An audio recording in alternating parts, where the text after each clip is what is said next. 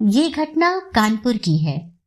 सामने आंगन में फैली धूप सिमटकर दीवारों पर चढ़ गई और कंधे पर बस्ता लटकाए नन्हे नन्हे बच्चों के झुंड दिखाई दिए तो एकाएक ही मुझे समय का आभास हुआ। घंटा भर हो गया यहाँ पर खड़े खड़े और संजय का अभी तक पता नहीं। झुंझलाती सी मैं कमरे में आती हूँ। कोने में रखी मेज पर किताबें बिखरी पड़ी हैं, कुछ खुली कुछ बंद।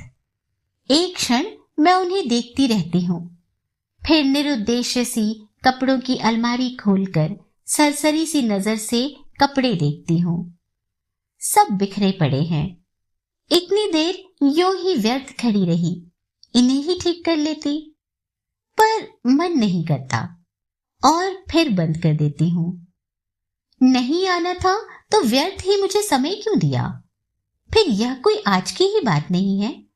हमेशा संजय अपने बताए हुए समय से घंटे 2 घंटे देरी करके आता है और मैं हूं कि उसी क्षण से प्रतीक्षा करने लगती हूँ। उसके बाद लाख कोशिश करके भी तो किसी काम में अपना मन नहीं लगा पाती। वह क्यों नहीं समझता कि मेरा समय बहुत अमूल्य है। थीसिस पूरी करने के लिए अब मुझे अपना सारा समय पढ़ाई में ही लगाना चाहिए, पर यह बात उसे कैसे समझाऊं? मेज पर बैठकर मैं फिर पढ़ने का उपक्रम करने लगती हूँ, पर मन है कि लगता ही नहीं। पर्दे के जरा से हिलने से दिल की धड़कन बढ़ जाती है और बार बार नजर घड़ी के सरकते हुए कांटों पर दौड़ जाती है। हर समय यही लगता है, वह आया वह आया। तभी मेहता साहब की 5 साल की छोटी बच्ची झिझकती सी कमरे में आती है। आंटी, हमें कहानी सुनाओगी? नहीं, अभी नहीं, पीछे आना, मैं रुखाई से जवाब देती हूँ। वह भाग जाती है। ये मिसेस मेहता भी एक ही हैं। यूं तो महीनों शायद मेरी सूरत नहीं देखती, पर बच्ची को जब तब मेरा सिर खाने को भेज देती हैं। मेहता साहब तो फिर भी कभी कभी 8-10 दिन में खैरियत पूछ ही लेते हैं, पर वे तो बेहद अकड़ू मालूम होती हैं। अच्छा ही है, ज्यादा दिलचस्पी दिखाती तो क्या मैं इतनी आजादी से घूम फिर सकती थी? खट खट खट, वही परिचित पद ध्वनि। लो, आ गया संजय। मैं बरबस ही अपना सारा ध्यान पुस्तक में केंद्रित कर लेती हूँ।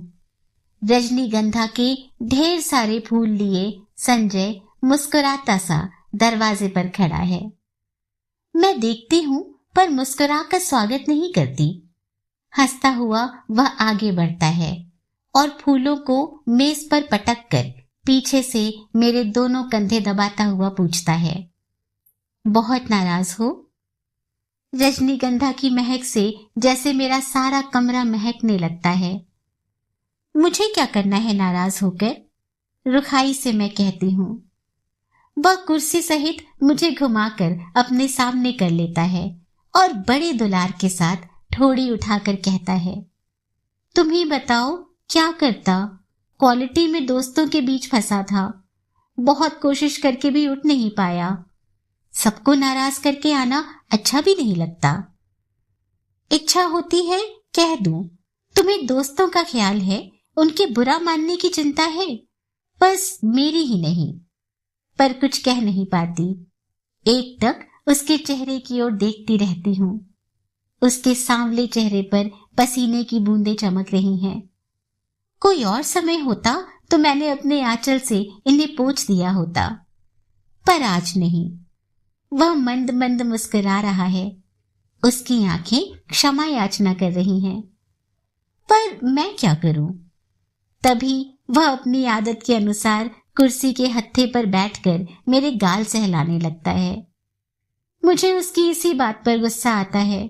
हमेशा इसी तरह करेगा और फिर दुनिया भर का लाड़ दुलार दिखलाएगा। वह जानता जो है कि इसके आगे मेरा क्रोध टिक नहीं पाता। फिर उठकर वह फूलदान के पुराने फूल फेंक देता है और नए फूल लगाता है। फूल सजाने में वह कितना कुशल है। एक बार मैंने यूं ही कह दिया था कि मुझे रजनीगंधा के फूल बड़े पसंद हैं, तो उसने नियम ही बना लिया कि हर चौथे दिन ढेर सारे फूल लाकर मेरे कमरे में लगा देता है। और अब तो मुझे भी ऐसी आदत हो गई है कि एक दिन भी कमरे में फूल न रहे तो न पढ़ने में मन लगता है न सोने में। ये फूल जैसे संजय की उपस्थिति का आभास देते रहते हैं। थोड़ी देर बाद हम घूमने निकल जाते हैं। एकाएक ही मुझे इरा के पत्र की बात याद आती है, जो बात सुनाने के लिए मैं सवेरे से ही आतुर थी। इस गुस्सेबाजी में जाने कैसे उसे ही भूल गई थी। सुनो, इरा ने लिखा है कि किसी दिन भी मेरे पास इंटरव्यू का बुलावा आ सकता है। मुझे तैयार रहना चाहिए। कहाँ? कलकत्ता से? कुछ याद करते हुए संजय पूछता है और फिर एकाएक ही उछल पड़ता है। यदि तुम्हें वह जॉब मिल जाए तो मजा आ जाए दीपा, मजा आ जाए। हम सड़क पर हैं, नहीं तो अवश्य ही उसने आवेश में आकर कोई हरकत कर डाली होती। जाने क्यों मुझे उसका इस प्रकार प्रसन्न होना अच्छा नहीं लगता। क्या वह चाहता है कि मैं कलकत्ता चली जाऊं, उससे दूर? तभी सुनाई देता है, तुम्हें यह जॉब मिल जाए तो सच में मैं भी अपना तबादला कलकत्ता ही करवा लूं, हेड ऑफिस में। यहाँ की रोज की किचकिच से तो मेरा मन ऊब गया है। कितनी ही बार सोचा कि तबादले की कोशिश करूं, पर तुम्हारे ख्याल ने हमेशा मुझे बांध लिया। ऑफिस में शांति हो जाएगी, पर मेरी शामें कितनी वीरान हो जाएंगी। उसके स्वर की आर्द्रता ने मुझे छू लिया। एकाएक ही मुझे लगने लगा कि रात बड़ी सुहावनी हो चली है। हम दूर निकलकर अपनी प्रिय टेकरी पर जाकर बैठ जाते हैं। दूर दूर तक हल्की सी चांदनी फैली हुई है और शहर की तरह यहाँ का वातावरण धुएं से भरा हुआ नहीं है।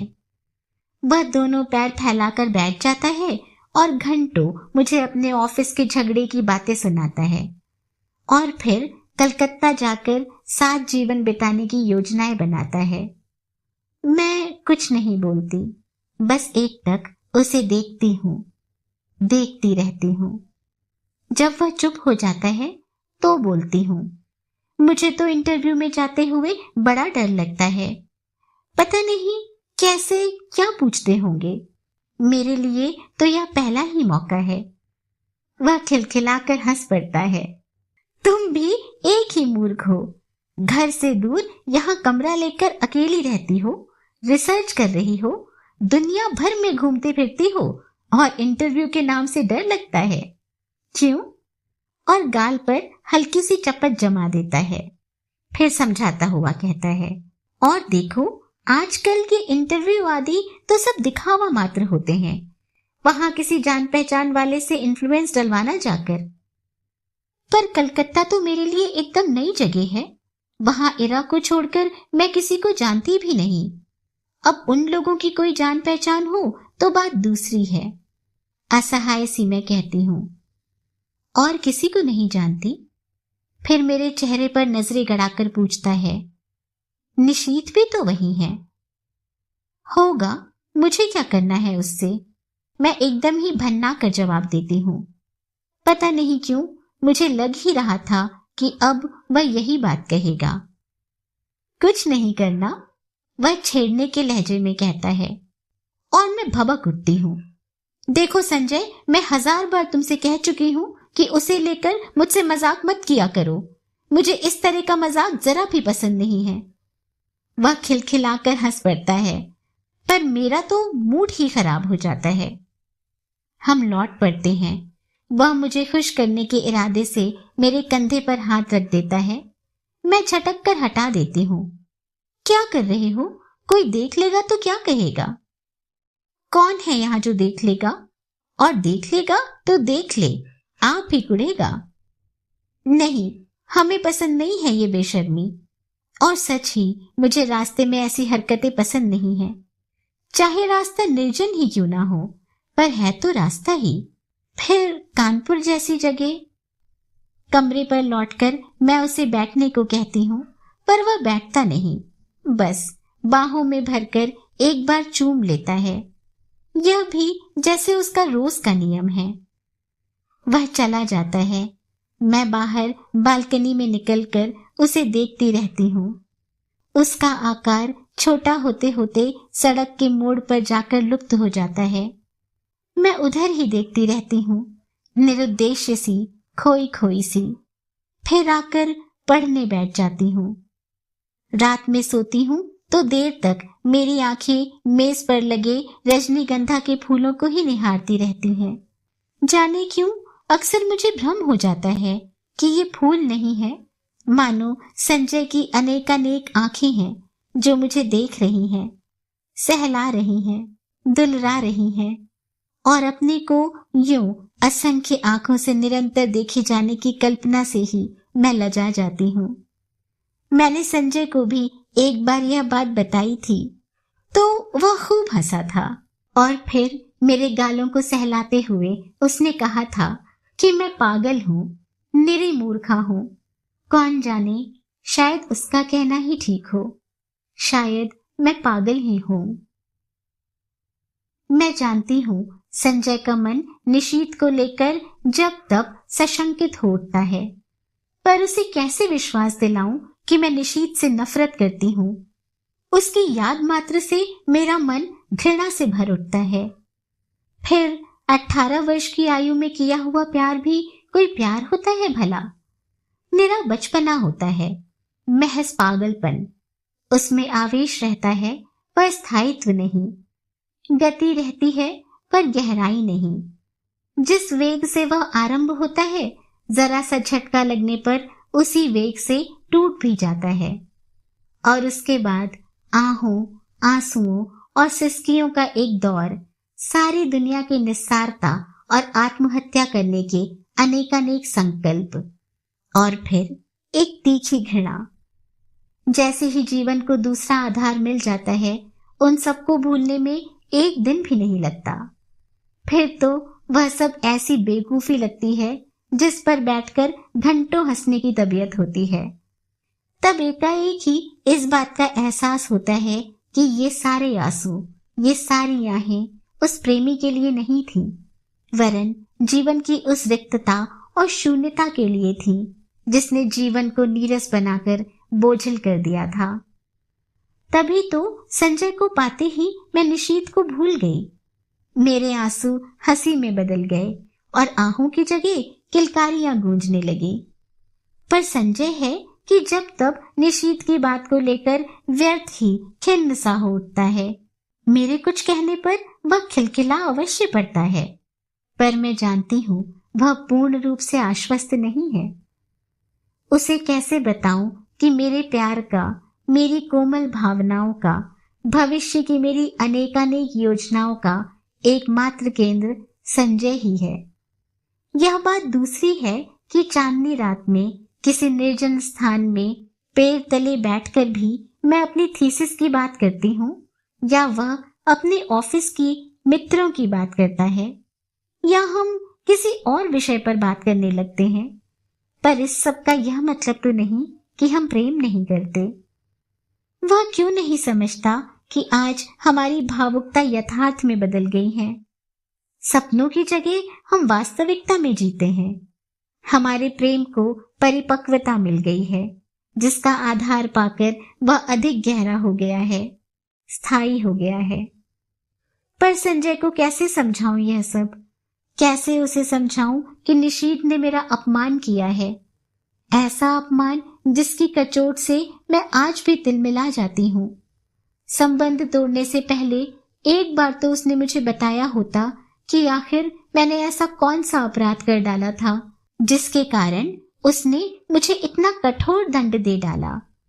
सारी दुनिया की भर्त्सना, तिरस्कार, परिहास और दया का विष मुझे पीना पड़ा। विश्वासघाती, नीच कहीं का। और संजय सोचता है कि आज भी मेरे मन में उसके लिए कोई कोमल स्थान है। छी, मैं उससे नफरत करती हूँ, और सच पूछो तो अपने को भाग्यशालिनी समझती हूँ कि मैं एक ऐसे व्यक्ति के चंगुल में फंसने से बच गई जिसके लिए प्रेम महज एक खिलवाड़ है। संजय, यह तो सोचो कि यदि कोई ऐसी भी बात होती तो क्या मैं तुम्हारे आगे, तुम्हारी हर उचित अनुचित चेष्टा के आगे यूं आत्मसमर्पण करती? तुम्हारे चुंबनों और आलिंगनों में अपने को यूं बिखरने देती? जानते हो, विवाह से पहले कोई भी लड़की किसी को इन सब का अधिकार नहीं देती, पर मैंने दिया। क्या केवल इसीलिए नहीं कि मैं तुमसे प्यार करती हूँ, बहुत बहुत प्यार करती हूँ। विश्वास करो संजय, तुम्हारा मेरा प्यार ही सच है। निशीथ का प्यार तो मात्र छल था, भ्रम था, झूठ था। परसों मुझे कलकत्ता जाना है। सच बड़ा डर लग रहा है। कैसे क्या होगा? मान लो इंटरव्यू में बहुत नर्वस हो गई तो? संजय को कह रही हूं कि वह भी साथ चले, पर उसे ऑफिस से छुट्टी नहीं मिल सकती है। एक तो नया शहर, फिर इंटरव्यू। सच अपना कोई साथ होता तो बड़ा सहारा मिल जाता। मैं कमरा लेकर अकेली रहती हूँ, यूं अकेली घूम फिर भी लेती हूँ, तो संजय सोचता है मुझ में बड़ी हिम्मत है, पर सच बड़ा डर लग रहा है। बार बार मैं यह मान लेती हूँ कि मुझे नौकरी मिल गई है और मैं संजय के साथ वहां रहने लगी हूँ। कितनी सुंदर कल्पना है, कितनी मादक, पर इंटरव्यू का भय मादकता में भरे इस स्वप्न जाल को छिन्न भिन्न कर देता है। काश संजय भी किसी तरह मेरे साथ चल पाता। और अब मैं कलकत्ता में हूँ। गाड़ी जब हावड़ा स्टेशन के प्लेटफॉर्म पर प्रवेश करती है तो जाने कैसी विचित्र आशंका, विचित्र से भय से मेरा मन भर जाता है। प्लेटफॉर्म पर खड़े असंख्य नर नारियों में मैं इरा को ढूंढती हूँ। वह कहीं दिखाई नहीं देती। नीचे उतरने की बजाय खिड़की में से ही दूर दूर तक नजरें दौड़ाती हूँ। आखिर एक कुली को बुलाकर अपना छोटा सा सूटकेस और बिस्तर उतारने का आदेश दे मैं नीचे उतर पड़ती हूँ। उस भीड़ को देखकर मेरी दहशत जैसे और बढ़ जाती है। तभी किसी के हाथ के स्पर्श से मैं बुरी तरह चौंक जाती हूँ। पीछे देखती हूँ तो इरा खड़ी है। रुमाल से चेहरे का पसीना पोंछते हुए कहती है, उफ, तुझे न देखकर मैं घबरा रही थी कि तुम्हारे घर भी कैसे पहुंचूंगी। बाहर आकर हम टैक्सी में बैठते हैं। अभी तक मैं स्वस्थ नहीं हो पाई हूँ। जैसे ही हावड़ा पुल पर गाड़ी पहुंचती है, हुगली के जल को स्पर्श करती हुई ठंडी हवाएं तन मन को एक ताजगी से भर देती हैं। इरा मुझे इस पुल की विशेषता बताती है और मैं विस्मित सी उस पुल को देखती हूँ। दूर दूर तक फैले हुगली के विस्तार को देखती हूँ। उसकी छाती पर खड़ी और विहार करती अनेक नौकाओं को देखती हूँ। बड़े बड़े जहाजों को देखती हूँ। उसके बाद बहुत ही भीड़ भरी सड़कों पर हमारी टैक्सी रुकती रुकती चलती है। ऊंची ऊंची इमारतों और चारों ओर के वातावरण से कुछ विचित्र सी विराटता का आभास होता है और इन सब के बीच जैसे मैं अपने को बड़ा खोया खोया सा महसूस करती हूँ। कहाँ पटना और कानपुर और कहाँ यह कलकत्ता। मैंने तो आज तक कभी बहुत बड़े शहर देखे ही नहीं। सारी भीड़ को चीरकर हम रेड रोड पर आ जाते हैं। चौड़ी शांत सड़क, मेरे दोनों ओर लंबे लंबे खुले मैदान। क्यों इरा, कौन कौन होंगे इंटरव्यू में? मुझे तो बड़ा डर लग रहा है। अरे सब ठीक हो जाएगा। तू और डर? हम जैसे डरे तो कोई बात भी है? जिसने अपना सारा करियर अपने आप बनाया वह भला इंटरव्यू में डरे? फिर कुछ देर कर ठहर कर कहती है, अच्छा भैया भाभी तो पटना ही होंगे, जाती है कभी उनके पास भी या नहीं? कानपुर आने के बाद एक बार गई थी। कभी कभी यूं ही पत्र लिख देती हूँ। भाई कमाल के लोग हैं, बहन को भी नहीं निभा सके। मुझे यह प्रसंग कतई पसंद नहीं। मैं नहीं चाहती कि कोई इस विषय पर बात करे। मैं मौन ही रहती हूँ। इरा का छोटा सा घर है, सुंदर ढंग से सजाया हुआ। उसके पति के दौरे पर जाने की बात सुनकर पहले तो मुझे अफसोस हुआ था, वे होते तो कुछ मदद ही करते, पर फिर एकाएक लगा कि उनकी अनुपस्थिति में मैं शायद अधिक स्वतंत्रता का अनुभव कर सकूं। उनका बच्चा भी बड़ा प्यारा है। शाम को इरा मुझे कॉफी हाउस ले जाती है। अचानक मुझे वहां निशीत दिखाई पड़ता है। मैं सकपका कर नजर घुमा लेती हूँ, पर वह हमारी मेज पर ही आ पहुंचता है। विवश होकर मुझे उधर देखना पड़ता है, नमस्कार भी करना पड़ता है, एरा का परिचय भी करवाना पड़ता है। एरा पास की कुर्सी पर बैठने का निमंत्रण दे देती है। मुझे लगता है मेरी सांस रुक जाएगी। कब आई हो? आज सवेरे ही। अभी ठहरूंगी? ठहरी कहाँ हो? जवाब एरा देती है। मैं देख रही हूँ निशीत बहुत बदल गया है। उसने कवियों की तरह बाल बढ़ा लिए हैं। यह क्या शौक चराया? उसका रंग स्याह पड़ गया है। वह दुबला भी हो गया है। विशेष बातचीत नहीं होती और हम लोग उठ पड़ते हैं। एरा को मुन्नू की चिंता सता रही थी और मुझे स्वयं घर पहुंचने को उतावली हो रही थी। कॉफी हाउस से धर्मतला तक वह पैदल चलता हुआ हमारे साथ आता है। इरा उससे बात कर रही है, मानो वह इरा का ही मित्र हो। इरा अपना पता समझा देती है और वह दूसरे दिन 9 बजे आने का वायदा करके चला जाता है। पूरे 3 साल बाद निशीत का यूं मिलना, ना चाहकर भी जैसे सारा अतीत आंखों के सामने खुल जाता है। बहुत दुबला हो गया है निशीत। लगता है जैसे मन में कहीं कोई गहरी पीड़ा छिपाए बैठा हो। मुझसे अलग होने का दुख तो नहीं साल रहा है इसे। कल्पना चाहे कितनी भी मधुर क्यों ना हो, एक तृप्ति युक्त आनंद देने वाली क्यों ना हो, पर मैं जानती हूँ यह झूठ है। यदि ऐसा ही था तो कौन उससे कहने गया था कि तुम इस संबंध को तोड़ दो? उसने अपनी इच्छा से ही तो यह सब किया था। एकाएक ही मेरा मन कटु हो उठता है। यही तो है वह व्यक्ति जिसने मुझे अपमानित करके सारी दुनिया के सामने छोड़ दिया था, महज उपहास का पात्र बनाकर। ओह, क्यों नहीं मैंने उसे पहचानने से इनकार कर दिया। जब वह मेज के पास आकर खड़ा हुआ तो क्यों नहीं मैंने कह दिया कि माफ कीजिए, मैं आपको पहचानती नहीं। जरा उसका खिसियाना तो देखती। वह कल भी आएगा। सच, मुझे उसे साफ साफ मना कर देना चाहिए था कि मैं उसकी सूरत भी नहीं देखना चाहती। मैं उससे नफरत करती हूँ। अच्छा है, आए कल। मैं उसे बता दूंगी कि जल्दी ही मैं संजय से विवाह करने वाली हूँ। यह भी बता दूंगी कि मैं पिछला सब कुछ भूल चुकी हूँ। यह भी बता दूंगी कि मैं उससे घृणा करती हूँ और उसे जिंदगी में कभी माफ नहीं कर सकती। यह सब सोचने के साथ साथ जाने क्यों मेरे मन में यह बात भी उठ रही थी कि 3 साल हो गए, अभी तक निशीत ने विवाह क्यों नहीं किया। करे ना करे, मुझे क्या वह आज भी मुझसे कुछ उम्मीद रखता है? मूर्ख कहीं का। संजय, मैंने तुमसे कितना कहा था कि तुम मेरे साथ चलो, पर तुम नहीं आए। इस समय जबकि मुझे तुम्हारी इतनी याद आ रही है। बताओ मैं क्या करूं? नौकरी पाना इतना मुश्किल है, इसका मुझे गुमान तक नहीं था। इरा कहती है कि 150 की नौकरी के लिए खुद मिनिस्टर तक सिफारिश करने पहुंच जाते हैं। फिर यह तो 300 का जॉब है। निशीत सवेरे से शाम तक इसी चक्कर में भटका है। यहाँ तक कि उसने अपने ऑफिस से भी छुट्टी ले ली है। वह क्यों मेरे काम में इतनी दिलचस्पी ले रहा है?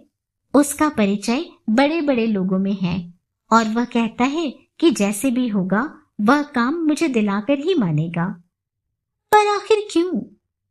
कल मैंने सोचा था कि अपने व्यवहार की रुखाई से मैं स्पष्ट कर दूंगी कि अब वह मेरे पास न आए। 8:45 बजे के करीब जब मैं अपने टूटे हुए बाल फेंकने खिड़की पर गई तो देखा घर से थोड़ी दूर पर निशीत टहल रहा है। वही लंबे बाल, कुर्ता पैजामा। तो वह समय से पहले ही आ गया। संजय होता तो 11 के पहले नहीं पहुंचता। समय पर पहुंचना तो वह जानता ही नहीं। उसे यूं चक्कर काटते देख मेरा मन जाने कैसा हो आया, और जब वह आया तो मैं चाहकर भी कटु नहीं हो सकी। मैंने उसे कलकत्ता आने का मकसद बताया तो लगा कि वह बड़ा प्रसन्न हुआ। वहीं बैठे बैठे फोन करके उसने इस नौकरी के संबंध में सारी जानकारी प्राप्त कर ली। कैसे क्या करना होगा इसकी योजना भी बना डाली। वहीं बैठे बैठे फोन से ऑफिस को सूचना भी दे दी कि आज वह ऑफिस नहीं आएगा। विचित्र स्थिति मेरी हो रही थी। उसके इस अपनत्व भरे व्यवहार को मैं स्वीकार भी नहीं कर पाती थी, नकार भी नहीं पाती थी। सारा दिन मैं उसके साथ घूमती रही, पर काम की बात के अतिरिक्त उसने एक भी बात नहीं की। मैंने कई बार चाहा कि संजय की बात बता दूं, पर बता नहीं सकी। सोचा कहीं यह सुनकर वह दिलचस्पी लेना कम ना कर दे। उसके आज भर के प्रयत्नों से ही मुझे काफी उम्मीद हो चली थी। यह नौकरी मेरे लिए कितनी आवश्यक है। मिल जाए तो संजय कितना प्रसन्न होगा। हमारे विवाहित जीवन के आरंभिक दिन कितने सुख में बीतेंगे। शाम को हम घर लौटते हैं। मैं उसे बैठने को कहती हूँ, पर वह बैठता नहीं, बस खड़ा ही रहता है। उसके चौड़े ललाट पर पसीने की बूंदें चमक रही हैं। एकाएक ही मुझे लगता है इस समय संजय होता तो मैं अपने आंचल से उसका पसीना पोंछ देती, और वह क्या बिना बाहों में भरे, बिना प्यार किए यूं ही चला जाता। अच्छा तो चलता हूँ। यंत्र चलित से मेरे हाथ जुड़ जाते हैं। वह लौट पड़ता है और मैं ठगी सी देखती रहती हूँ। सोते समय मेरी आदत है कि मैं संजय के लाए हुए फूलों को निहारती रहती हूँ। यहाँ वे फूल नहीं है तो बड़ा सूना सूना सा लग रहा है। पता नहीं संजय तुम इस समय क्या कर रहे हो। 3 दिन हो गए, किसी ने बाहों में भरकर प्यार तक नहीं किया। आज सवेरे मेरा इंटरव्यू हो गया। मैं शायद बहुत नर्वस हो गई थी और जैसे उत्तर मुझे देने चाहिए थे वैसे नहीं दे पाई। पर निशीत ने आकर बताया कि मेरा चुना जाना करीब करीब तय हो गया है। मैं जानती हूँ यह सब निशीत की वजह से ही हुआ। ढलते सूरज की धूप निशीत के बाएं गाल पर पड़ रही थी और सामने बैठा निशीत इतने दिनों के बाद एक बार फिर मुझे बड़ा प्यारा सा लगा। मैंने देखा मुझसे ज्यादा वह प्रसन्न है। वह कभी किसी का एहसान नहीं लेता, पर मेरी खातिर उसने न जाने कितने लोगों का एहसान लिया। आखिर क्यों? क्या वह चाहता है मैं कलकत्ता आकर रहूं उसके साथ, उसके पास?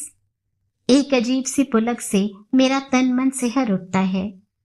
वह ऐसा क्यों चाहता है?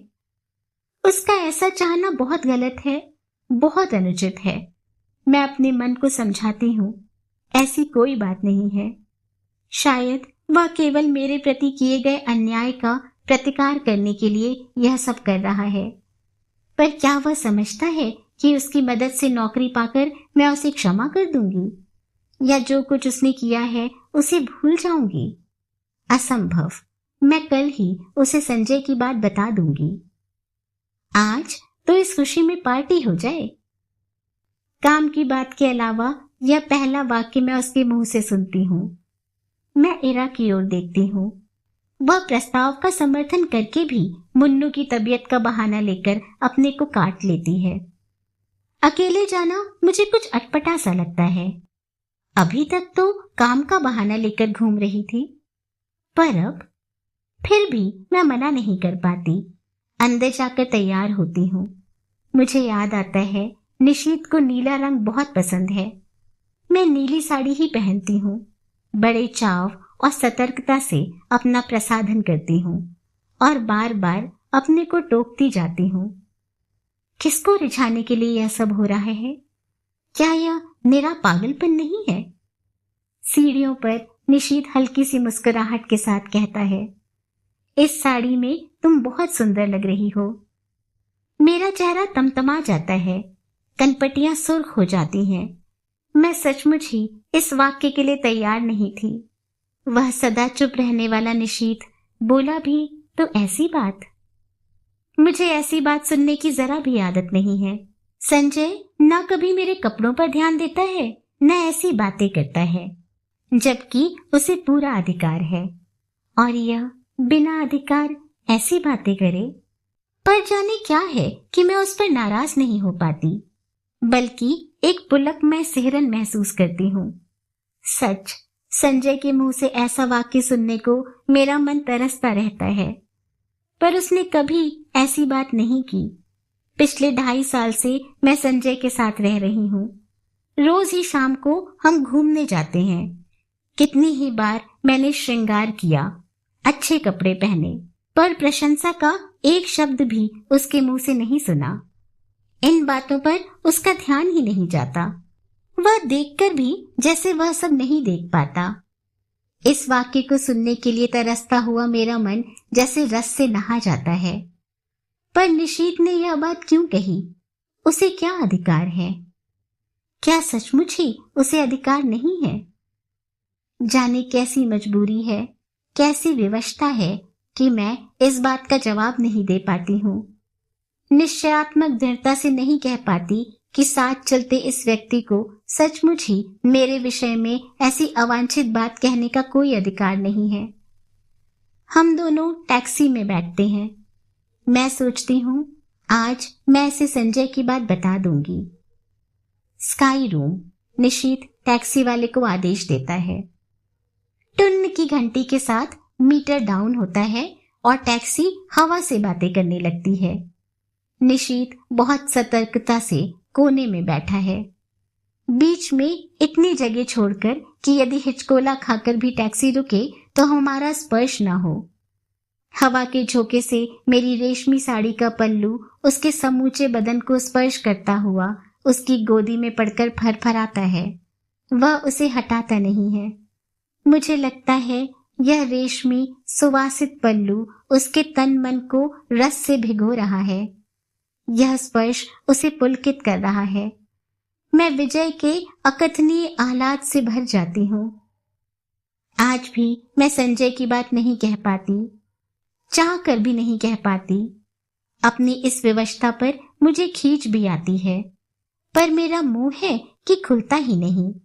मुझे लगता है कि मैं जैसे कोई बहुत बड़ा अपराध कर रही हूँ, पर फिर भी मैं कुछ नहीं कह सकती। यह निशीत कुछ बोलता क्यों नहीं? उसका यूं कोने में दुबक कर निर्विकार भाव से बैठे रहना मुझे कतई अच्छा नहीं लगता। एकाएक ही मुझे संजय की याद आने लगती है। इस समय वह यहाँ होता तो उसका हाथ मेरी कमर में लिपटा होता। यूं सड़क पर ऐसी हरकतें मुझे स्वयं पसंद नहीं, पर आज जाने क्यों किसी की बाहों की लपेट के लिए मेरा मन ललक उठता है। मैं जानती हूँ कि जब निशीत बगल में बैठा हो उस समय ऐसी इच्छा करना या ऐसी बात सोचना भी कितना अनुचित है, पर मैं क्या करूं? जितनी द्रुत गति से टैक्सी चली जा रही है, मुझे लगता है उतनी ही द्रुत गति से मैं भी बही जा रही हूँ, अनुचित अवांछित दिशाओं की ओर। टैक्सी झटका खाकर रुकती है तो मेरी चेतना लौटती है। मैं जल्दी से दाहिनी ओर का फाटक खोलकर कुछ इस हड़बड़ी से नीचे उतर पड़ती हूँ, मानो अंदर निशीत मेरे साथ कोई बदतमीजी कर रहा हो। अजी, इधर से नहीं उतरना चाहिए कभी, टैक्सी वाला कहता है तो अपनी गलती का भान होता है। उधर निशीत खड़ा है, इधर मैं, बीच में टैक्सी।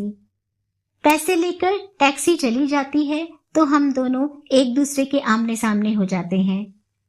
एकाएक ही मुझे ख्याल आता है कि टैक्सी के पैसे आज तो मुझे ही देने चाहिए थे, पर अब क्या हो सकता है। चुपचाप हम दोनों अंदर जाते हैं। आसपास बहुत कुछ है, चहल पहल, रोशनी, रौनक, पर मेरे लिए जैसे सबका अस्तित्व ही मिट जाता है। मैं अपने को सबकी नजरों से ऐसे बचाकर चलती हूँ मानो मैंने कोई अपराध कर डाला हो और कोई मुझे पकड़ ना ले। क्या सचमुच ही मुझसे कोई अपराध हो गया है? आमने सामने हम दोनों बैठ जाते हैं।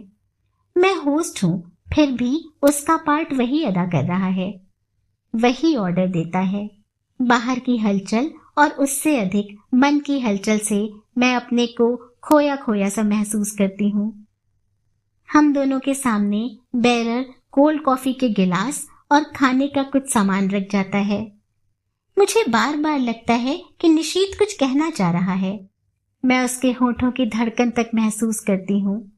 वह जल्दी से कॉफी का स्ट्रॉ मुंह से लगा लेता है। मूर्ख कहीं का, वह सोचता है मैं बेवकूफ हूँ। मैं अच्छी तरह जानती हूँ कि वह इस समय क्या सोच रहा है। 3 दिन साथ रहकर भी हमने उस प्रसंग को नहीं छेड़ा। शायद नौकरी की बात ही हमारे दिमागों पर छाई हुई थी। पर आज अवश्य ही वह बात आएगी। ना आए या कितना अस्वाभाविक है, पर नहीं, स्वाभाविक शायद यही है। 3 साल पहले जो अध्याय सदा के लिए बंद हो गया, उसे उलटकर देखने का साहस शायद हम दोनों में से किसी में नहीं है। जो संबंध टूट गए, अब उस पर कौन बात करे। मैं तो कभी नहीं करूंगी, पर उसे तो करनी चाहिए। तोड़ा उसने था, बात भी वही आरंभ करे। मैं क्यों करूं, और मुझे क्या पड़ी है। मैं तो जल्दी ही संजय से विवाह करने वाली हूं। क्यों नहीं मैं इसे अभी संजय की बात बता देती। पर जाने कैसी विवशता है, जाने कैसा मोह है कि मैं मुंह नहीं खोल पाती। एकाएक मुझे लगता है जैसे उसने कुछ कहा। आपने कुछ कहा? नहीं तो। मैं खिसिया जाती हूँ। फिर वही मौन। खाने में मेरा जरा भी मन नहीं लग रहा है, पर यंत्र चालित सी मैं खा रही हूँ। शायद वह भी ऐसे ही खा रहा है। मुझे फिर लगता है कि उसके होंठ फड़क रहे हैं और स्ट्रॉ पकड़े हुए उंगलियां कांप रही हैं।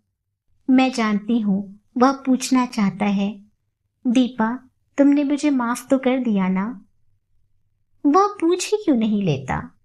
मान लो यदि पूछ ही ले, तो क्या मैं कह सकूंगी कि मैं तुम्हें जिंदगी भर माफ नहीं कर सकती? मैं तुमसे नफरत करती हूँ। मैं तुम्हारे साथ घूम फिर ली या कॉफी पी ली तो यह मत समझो कि मैं तुम्हारे विश्वासघात की बात को भूल गई हूँ। और एकाएक ही पिछला सब कुछ मेरी आंखों के आगे तैरने लगता है। पर यह क्या असह्य अपमानजनित पीड़ा, क्रोध और कटुता क्यों नहीं याद आती? मेरे सामने तो पटना में गुजारी सुहानी संध्याओं और चांदनी रातों के वे चित्र उभर कर आते हैं, जब घंटों समीप बैठ मौन भाव से हम एक दूसरे को निहारा करते थे। बिना स्पर्श किए भी जाने कैसी मादकता तन मन को विभोर किए रहती थी। जाने कैसी तन्मयता में हम डूबे रहते थे, एक विचित्र सी स्वप्निल दुनिया में। मैं कुछ बोलना भी चाहती तो वह मेरे मुंह पर उंगली रखकर कहता, आत्मीयता के ये क्षण अनकही ही रहने दो दीपा। आज भी तो हम मौन ही हैं, एक दूसरे के निकट ही हैं। क्या आज भी हम आत्मीयता के उन्हीं क्षणों में गुजर रहे हैं? मैं अपनी सारी शक्ति लगाकर चीख पड़ना चाहती हूँ, नहीं नहीं नहीं, पर कॉफी सिप करने के अतिरिक्त मैं कुछ नहीं कर पाती। मेरा यह विरोध हृदय की न जाने कौन सी अतल गहराइयों में डूब जाता है। निशीथ मुझे बिल नहीं देने देता। एक विचित्र सी भावना मेरे मन में उठती है कि छीना झपटी में किसी तरह मेरा हाथ इसके हाथ से छू जाए। मैं अपने स्पर्श से उसके मन के तारों को झंझना देना चाहती हूँ, पर वैसा अवसर नहीं आता। बिल वही देता है, मुझसे तो विरोध भी नहीं किया जाता। मन में प्रचंड तूफान, पर फिर भी निर्विकार भाव से मैं टैक्सी में आकर बैठती हूँ। फिर वही मौन, वही दूरी। पर जाने क्या है कि मुझे लगता है कि निशीथ मेरे बहुत निकट आ गया है, बहुत ही निकट। बार बार मेरा मन करता है कि क्यों नहीं निशीथ मेरा हाथ पकड़ लेता, क्यों नहीं मेरे कंधे पर हाथ रख देता। मैं जरा भी बुरा नहीं मानूंगी, जरा भी नहीं। पर वह कुछ भी नहीं करता। सोते समय रोज की तरह मैं आज भी संजय का ध्यान करते हुए ही सोना चाहती हूँ, पर निशीथ है कि बार बार संजय की आकृति को हटाकर स्वयं आ खड़ा होता है। अपनी मजबूरी पर खींच खींच जाती हूँ। आज कितना अच्छा मौका था सारी बात बता देने का, पर मैं जाने कहाँ भटकी थी कि कुछ भी नहीं बता पाई। शाम को मुझे निशीत अपने साथ लेक ले गया। पानी के किनारे हम घास पर बैठ गए। कुछ दूर पर काफी भीड़ भाड़ और चहल पहल थी, पर यह स्थान अपेक्षाकृत शांत था। सामने लेक के पानी में छोटी छोटी लहरें उठ रही हैं। चारों ओर के वातावरण का कुछ विचित्र सा भाव मन पर पड़ रहा था। अब तो तुम यहाँ आ जाओगी, मेरी ओर देखकर उसने कहा। हाँ, नौकरी के बाद क्या इरादा है? मैंने देखा उसकी आंखों में कुछ जानने की आतुरता फैलती जा रही है, शायद कुछ कहने की भी। मुझसे कुछ जानकर वह अपनी बात कहेगा।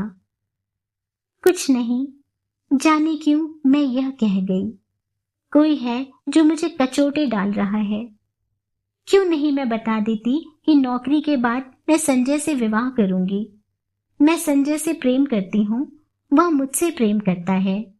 वह बहुत अच्छा है, बहुत ही। वह मुझे तुम्हारी तरह धोखा नहीं देगा। पर मैं कुछ भी तो नहीं कह पाती। अपनी इस बेबसी पर मेरी आंखें छलछला आती हैं। मैं दूसरी ओर मुंह फेर लेती हूँ। तुम्हारे यहाँ आने से मैं बहुत खुश हूँ। मेरी सांस जहां की तहां रुक जाती है आगे के शब्द सुनने के लिए, पर शब्द नहीं आते। बड़ी कातर, करुण और याचना भरी दृष्टि से मैं उसे देखती हूँ, मानो कह रही हूँ कि तुम कह क्यों नहीं देते निशीत कि आज भी तुम मुझे प्यार करते हो। तुम मुझे सदा अपने पास रखना चाहते हो। जो कुछ हो गया है उसे भूलकर तुम मुझसे विवाह करना चाहते हो। कह दो निशीत, कह दो। यह सुनने के लिए मेरा मन अकुला रहा है, छटपटा रहा है। मैं बुरा नहीं मानूंगी, जरा भी बुरा नहीं मानूंगी। मान ही कैसे सकती हूँ निशीत? इतना सब हो जाने के बाद भी शायद मैं तुम्हें प्यार करती हूँ। शायद नहीं, सचमुच ही मैं तुम्हें प्यार करती हूँ। मैं जानती हूँ तुम कुछ नहीं कहोगे, सदा के ही मितभाषी जो हो। फिर भी कुछ सुनने की आतुरता लिए मैं तुम्हारी तरफ देखती रहती हूँ। पर तुम्हारी नजर तो लेक के पानी पर जमी हुई है, शांत, मौन। आत्मीयता के ये क्षण अनकहे भले ही रह जाएं, पर अनबूझे नहीं रह सकते। तुम चाहे ना कहो, पर मैं जानती हूँ तुम आज भी मुझे प्यार करते हो, बहुत प्यार करते हो। मेरे कलकत्ता आ जाने के बाद इस टूटे संबंध को फिर से जोड़ने की बात ही तुम इस समय सोच रहे हो। तुम आज भी मुझे अपना ही समझते हो। तुम जानते हो आज भी दीपा तुम्हारी है और मैं। लगता है इस प्रश्न का उत्तर देने का साहस मुझ में नहीं है। मुझे डर है कि जिस आधार पर मैं तुमसे नफरत करती थी, उसी आधार पर कहीं मुझे अपने से नफरत ना करनी पड़े। लगता है रात आधी से भी अधिक ढल गई है। मन में उत्कट अभिलाषा होते हुए भी निशीत की आवश्यक मीटिंग की बात सुनकर मैंने कह दिया था कि तुम स्टेशन मत आना। इरा आई थी, पर गाड़ी पर बिठाकर ही चली गई। या कहूं कि मैंने जबरदस्ती ही उसे भेज दिया। मैं जानती थी कि लाख मना करने पर भी निशीत आएगा और विदा के उन अंतिम क्षणों में मैं उसके साथ अकेली ही रहना चाहती थी। मन में एक दबी सी आशा थी कि चलते समय ही शायद वह कुछ कह दे। गाड़ी चलने में जब 10 मिनट रह गए तो देखा बड़ी व्यग्रता से डिब्बों में झांकता झांकता निशीत आ रहा था। पागल, उसे इतना तो समझना चाहिए कि मैं उसकी प्रतीक्षा में यहाँ बाहर खड़ी हूँ। मैं दौड़कर उसके पास जाती हूँ। आप क्यों आए? पर मुझे उसका आना बड़ा अच्छा लगता है। वह बहुत थका हुआ लग रहा है। शायद सारा दिन बहुत व्यस्त रहा और दौड़ता दौड़ता मुझे सी ऑफ करने यहाँ आ पहुंचा। मन करता है कुछ ऐसा करूं जिससे उसकी सारी थकान दूर हो जाए, पर क्या करूं? हम डिब्बे के पास आ जाते हैं। जगह अच्छी मिल गई? वह अंदर झांकते हुए पूछता है। हाँ, पानी वानी तो है। है। बिस्तर फैला लिया। मैं खींच पड़ती हूँ। वह शायद समझ जाता है, सो चुप हो जाता है। हम दोनों एक क्षण को एक दूसरे की ओर देखते हैं। मैं उसकी आंखों में विचित्र सी छायाएं देखती हूँ, मानो कुछ है जो उसके मन में घुट रहा है, उसे मथ रहा है, पर वह कह नहीं पा रहा है। वह क्यों नहीं कह देता? क्यों नहीं अपने मन की इस घुटन को हल्का कर लेता? आज भीड़ विशेष नहीं है। चारों ओर नजर डालकर वह कहता है। मैं भी एक बार चारों ओर देख लेती हूँ, पर नजर मेरी बार बार घड़ी पर ही जा रही है। जैसे जैसे समय सरक रहा है, मेरा मन किसी गहरे अवसाद में डूब रहा है। मुझे कभी उस पर दया आती है तो कभी खींच। गाड़ी चलने में केवल 3 मिनट बाकी रह गए हैं। एक बार फिर हमारी नजरें मिलती हैं। ऊपर चढ़ जाओ, अब गाड़ी चलने वाली है। बड़ी असहाय सी नजर से मैं उसे देखती हूँ, मानो कह रही हूँ तुम ही चढ़ा दो। और फिर धीरे धीरे चढ़ जाती हूँ। दरवाजे पर मैं खड़ी हूँ और वह नीचे प्लेटफॉर्म पर। जाकर पहुंचने की खबर देना। जैसे ही मुझे इधर कुछ निश्चित रूप से मालूम होगा तुम्हें बतला दूंगा। मैं कुछ नहीं बोलती, बस उसे देखती रहती हूँ। सीटी, हरी झंडी, फिर सीटी। मेरी आंखें छलछला आती हैं। गाड़ी एक हल्के से झटके के साथ सरकने लगती है। वह गाड़ी के साथ कदम आगे बढ़ाता है और मेरे हाथ पर धीरे से अपना हाथ रख देता है। मेरा रोम रोम सिहर उठता है। मन कहता है चिल्ला पड़ूं। मैं सब समझ गई निशीथ, सब समझ गई। जो कुछ तुम इन 4 दिनों में कह नहीं पाए, वह तुम्हारे इस क्षणिक स्पर्श ने कह दिया। विश्वास करो, यदि तुम मेरे हो तो मैं भी तुम्हारी हूं, केवल तुम्हारी, एकमात्र तुम्हारी। पर मैं कुछ कह नहीं पाती, बस साथ चलते निशीथ को देखती भर रहती हूँ। गाड़ी की गति पकड़ते ही वह हाथ को जरा सा दबाकर छोड़ देता है। मेरी छलछलाई आंखें मुंद जाती हैं। मुझे लगता है यह स्पर्श, यह सुख, यह क्षण ही सत्य है, बाकी सब झूठ है। अपने को भुलाने का, भरमाने का, छलने का असफल प्रयास है। आंसू भरी आंखों से मैं प्लेटफॉर्म को पीछे छूटा हुआ देखती हूँ। सारी आकृतियां धुंधली सी दिखाई देती हैं। असंख्य हिलते हुए हाथों के बीच निशीथ के हाथ को, उस हाथ को जिसने मेरा हाथ पकड़ा था, ढूंढने का असफल सा प्रयास करती हूँ। गाड़ी प्लेटफॉर्म को पार कर जाती है और दूर दूर तक कलकत्ता की जगमगाती बत्तियां दिखाई देती हैं। धीरे धीरे वे सब दूर हो जाती हैं, पीछे छूटती जाती हैं। मुझे लगता है यह दैत्याकार ट्रेन मुझे मेरे घर से कहीं दूर ले जा रही है, अनदेखी अनजानी राहों में गुमराह करने के लिए, भटकाने के लिए। बोझिल मन से मैं अपने फैलाए हुए बिस्तर पर लेट जाती हूँ। आंखें बंद करते ही सबसे पहले मेरे सामने संजय का चित्र उभरता है। कानपुर जाकर मैं उसे क्या कहूंगी? इतने दिनों तक उसे छलती आई, अपने को छलती आई, पर अब नहीं। मैं उसे सारी बात समझा दूंगी। कहूंगी, संजय, जिस संबंध को टूटा हुआ जानकर मैं भूल चुकी थी, उसकी जड़ें हृदय की किन अतल गहराइयों में जमी हुई थी, इसका एहसास कलकत्ता में निशीथ से मिलकर हुआ। याद आता है तुम निशीथ को लेकर सदैव ही संदिग्ध रहते थे, पर तब मैं तुम्हें ईर्ष्यालु समझती थी। आज स्वीकार करती हूँ कि तुम जीते, मैं हारी।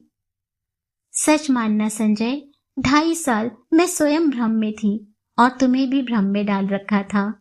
पर आज भ्रम के, छलना के सारे ही जाल छिन्न भिन्न हो गए हैं। मैं आज भी निशीथ को प्यार करती हूँ और यह जानने के बाद एक दिन भी तुम्हारे साथ और छल करने का दुस्साहस कैसे करूं? आज पहली बार मैंने अपने संबंधों का विश्लेषण किया तो जैसे सब कुछ ही स्पष्ट हो गया। और जब मेरे सामने सब कुछ स्पष्ट हो गया तो तुमसे कुछ भी नहीं छुपाऊंगी। तुम्हारे सामने मैं चाहूं तो भी झूठ नहीं बोल सकती। आज लग रहा है तुम्हारे प्रति मेरे मन में जो भी भावना है वह प्यार की नहीं, केवल कृतज्ञता की है। तुमने मुझे उस समय सहारा दिया था जब अपने पिता और निशीत को खोकर मैं चूर चूर हो चुकी थी। सारा संसार मुझे वीरान नजर आने लगा था। उस समय तुमने अपने स्नेहिल स्पर्श से मुझे जिला दिया। मेरा मुरझाया मरा मन हरा भरा हो उठा। मैं कृतकृत्य हो उठी और समझने लगी कि मैं तुमसे प्यार करती हूँ। पर प्यार की बेसुध घड़ियां, वे विभोर क्षण, तन्मयता के वे पल जहां शब्द चुक जाते हैं, हमारे जीवन में कभी नहीं आए। तुम ही बताओ, आए कभी? तुम्हारे असंख्य आलिंगनों और चुंबनों के बीच भी एक क्षण के लिए भी तो मैंने कभी तन मन की सुध बिसरा देने वाली पुलक या मादकता का अनुभव नहीं किया। सोचती हूँ निशीत के चले जाने के बाद मेरे जीवन में एक विराट शून्यता आ गई थी, एक खोखलापन आ गया था। तुमने उसकी पूर्ति की, तुम पूरक थे। मैं गलती से तुम्हें प्रियतम समझ बैठी। मुझे क्षमा कर दो संजय और लौट जाओ। तुम्हें मुझ जैसी अनेक दीपाएं मिल जाएंगी जो सचमुच ही तुम्हें प्रियतम की तरह प्यार करेंगी। आज एक बात अच्छी तरह जान गई हूँ कि प्रथम प्रेम ही सच्चा प्रेम होता है। बाद में किया हुआ प्रेम तो अपने को भूलने का, भरमाने का प्रयास मात्र होता है। इसी तरह की असंख्य बातें मेरे दिमाग में आती हैं जो मैं संजय से कहूंगी। कह सकूंगी यह सब, लेकिन कहना तो होगा ही। उसके साथ अब एक दिन भी छल नहीं कर सकती। मन से किसी और की आराधना करके तन से उसकी होने का अभिनय करती रहूं। छी, नहीं जानती। यही सब सोचते सोचते मुझे कब नींद आ गई। लौटकर अपना कमरा खोलती हूँ तो देखती हूँ सब कुछ ज्यों का त्यों है। सिर्फ फूलदान के रजनीगंधा मुरझा गए हैं। कुछ फूल झरकर जमीन पर इधर उधर भी बिखर गए हैं। आगे बढ़ती हूँ तो जमीन पर पड़ा एक लिफाफा दिखाई देता है। संजय की लिखाई है। खोला तो छोटा सा पत्र था। दीपा, तुमने तो कलकत्ता जाकर कोई सूचना ही नहीं दी। मैं आज ऑफिस के काम से कटक जा रहा हूँ। 5-6 दिन में लौट आऊंगा। तब तक तुम आ ही जाओगी। जानने को उत्सुक हूं कि कलकत्ता में क्या हुआ। तुम्हारा संजय। एक लंबा निश्वास निकल जाता है। लगता है एक बड़ा बोझ हट गया। इस अवधि में तो मैं अपने को अच्छी तरह तैयार कर लूंगी। नहा धोकर सबसे पहले मैं निशीत को पत्र लिखती हूँ। उसकी उपस्थिति से जो हिचक मेरे होंठ बंद किए हुए थी, दूर रहकर वह अपने आप ही टूट जाती है। मैं स्पष्ट शब्दों में लिख देती हूँ कि चाहे उसने कुछ नहीं कहा, फिर भी मैं सब कुछ समझ गई हूँ। साथ ही यह भी लिख देती हूँ कि मैं उसकी उस हरकत से बहुत दुखी थी, बहुत नाराज थी, पर उसे देखते ही जैसे सारा क्रोध बह गया। इस अपनत्व में क्रोध भला टिक भी कैसे पाता। लौटी हूँ तब से न जाने कैसी रंगीनी और मादकता मेरी आंखों के आगे छाई है। एक खूबसूरत से लिफाफे में उसे बंद करके मैं स्वयं पोस्ट करने जाती हूँ। रात में सोती हूँ तो अनायास ही मेरी नजर सूने फूलदान पर जाती है। मैं करवट बदलकर सो जाती हूँ।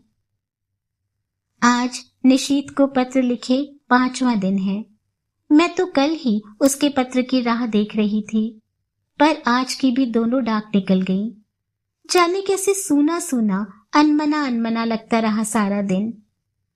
किसी भी काम में जी नहीं लगा। क्यों नहीं लौटती डाक से ही उत्तर दे दिया उसने।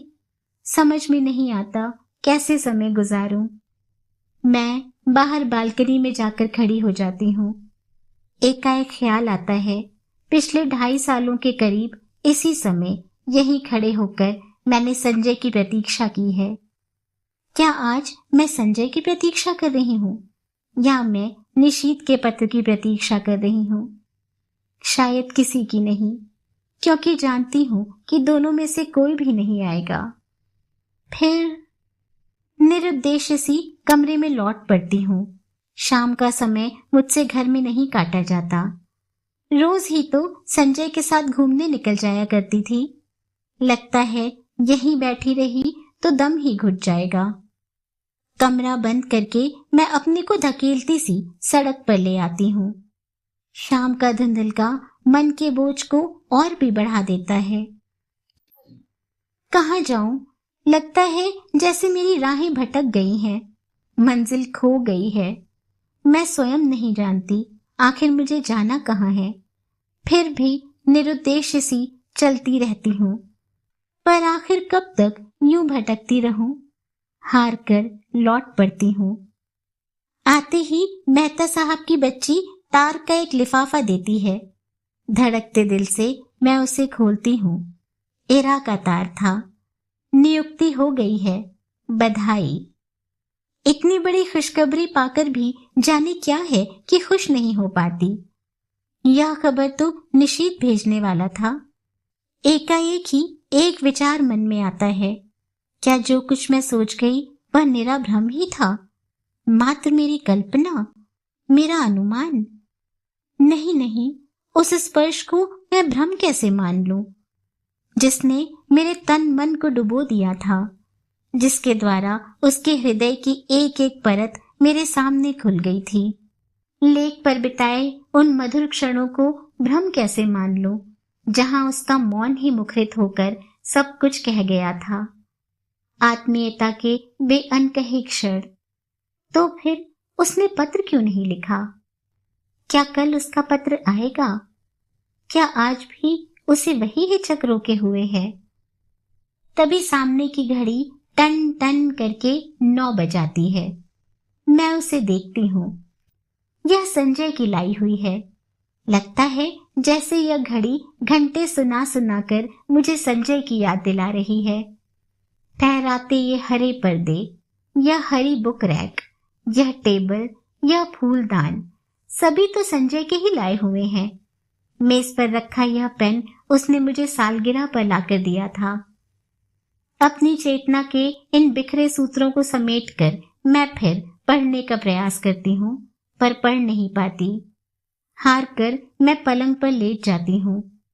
सामने के फूलदान का सूनापन मेरे मन के सूनेपन को और अधिक बढ़ा देता है। मैं कसकर आंखें मूंद लेती हूँ। एक बार फिर मेरी आंखों के आगे लेक का स्वच्छ नीला जल उभर आता है, जिसमें छोटी छोटी लहरें उठ रही थीं। उस जल की ओर देखते हुए निशीथ की आकृति उभर कर आती है। वह लाख जल की ओर देखे, पर चेहरे पर अंकित उसके मन की हलचल को मैं आज भी इतनी दूर रहकर भी महसूस करती हूँ। कुछ ना कह पाने की मजबूरी, उसकी विवशता, उसकी घुटन आज भी मेरे सामने साकार हो उठती है। धीरे धीरे लेक के पानी का विस्तार सिमटता जाता है और एक छोटी सी राइटिंग टेबल में बदल जाता है, और मैं देखती हूँ कि एक हाथ में पेन लिए और दूसरे हाथ की उंगलियों को बालों में उलझाए निशीथ बैठा है। वही मजबूरी, वही विवशता, वही घुटन लिए। वह चाहता है पर जैसे लिख नहीं पाता। वह कोशिश करता है पर उसका हाथ बस कांप कर रह जाता है। ओह, लगता है उसकी घुटन मेरा दम घोट कर रख देगी। मैं एकाएक ही आंखें खोल देती हूँ। वही फूलदान, पर्दे, मेज, घड़ी। आखिर आज निशीथ का पत्र आ गया। धड़कते दिल से मैंने उसे खोला। इतना छोटा सा पत्र। प्रिय दीपा, तुम अच्छी तरह पहुंच गई, यह जानकर प्रसन्नता हुई। तुम्हें अपनी नियुक्ति का तार तो मिल ही गया होगा। मैंने कल ही इरा जी को फोन करके सूचना दे दी थी और उन्होंने बताया था कि तार दे देंगी। ऑफिस की ओर से भी सूचना मिल जाएगी। इस सफलता के लिए मेरी ओर से हार्दिक बधाई स्वीकार करना। सच मैं बहुत खुश हूं कि तुम्हें यह काम मिल गया। मेहनत सफल हो गई। शेष फिर शुभेच्छु निशीथ। बस धीरे धीरे पत्र के सारे शब्द आंखों के सामने लुप्त हो जाते हैं। रह जाता है केवल शेष। फिर तो अभी उसके पास कुछ लिखने को शेष है। क्यों नहीं लिख दिया उसने अभी? क्या लिखेगा वह? दीप। मैं मुड़कर दरवाजे की ओर देखती हूँ। रजनीगंधा के ढेर सारे फूल लिए मुस्कुराता सा संजय खड़ा है। एक क्षण मैं संज्ञा शून्य सी उसे इस तरह देखती हूँ मानो पहचानने की कोशिश कर रही हूँ। वह आगे बढ़ता है तो मेरी खोई हुई चेतना लौटती है और विक्षिप्त सी दौड़कर उससे लिपट जाती हूँ। क्या हो गया है तुम्हें? पागल हो गई हो क्या? तुम कहाँ चले गए थे संजय? और मेरा स्वर टूट जाता है। अनायास ही आंखों से आंसू बह चलते हैं। क्या हो गया? कलकत्ता का काम नहीं मिला क्या? मारो भी गोली काम को। तुम इतनी परेशान क्यों हो रही हो? उसके लिए? पर मुझसे कुछ नहीं बोला जाता। बस मेरी बाहों की जकड़ कसती जाती है, कसती जाती है। रजनीगंधा की महक धीरे धीरे मेरे तन मन पर छा जाती है। तभी मैं अपने भाल पर संजय के अधरों का स्पर्श महसूस करती हूँ और मुझे लगता है यह स्पर्श, यह सुख, यह क्षण ही सत्य है। वह सब झूठ था, मिथ्या था, भ्रम था और हम दोनों एक दूसरे के आलिंगन में बंधे रहते हैं, चुंबित प्रतिचुंबित।